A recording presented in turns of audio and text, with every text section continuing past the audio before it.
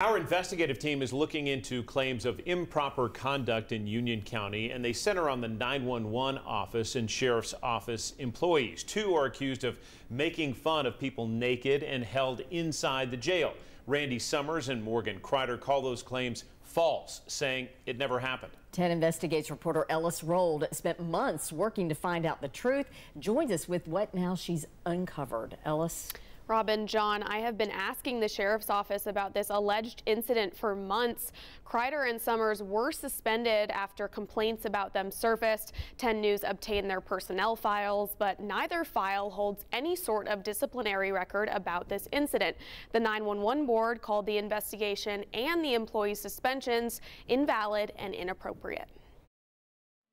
Union County Sheriff's Office and 911 employees are pushing back on alleged improper conduct after months of community speculation. Randy Summers is a Union County detective, and Morgan Crider directs the county's 911 office. Until October, Crider worked for the Union County Sheriff part-time as an analyst for violent crime. 911 and the Sheriff's Office are two separate entities.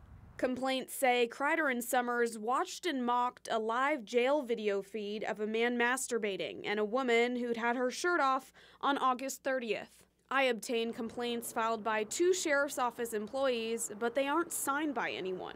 Crider and Summers were suspended for 3 days because of these complaints. 10 News has asked the Sheriff's Office about this incident repeatedly. Eventually, I went in person to request Summers and Crider's personnel files. Detective Summers' file showed no record of his suspension. The same for Crider. I asked the Sheriff's Office if photos shared on social media, seemingly of the records, were a forgery. The Sheriff's Office then supplied Summers' disciplinary form. Summers objected to the punishment and asked for an appeal. The 911 board gave 10 News a statement and say they have never been given any sort of evidence or documentation of the incident from the sheriff. They call the allegations against Crider null and void and unsubstantiated. The 911 board's attorney wrote a letter in November saying disciplinary forms were never signed by Sheriff Billy Breeding or placed in Crider's file. Back in August, when the incident allegedly happened, Sheriff Breeding was also interim 911 director.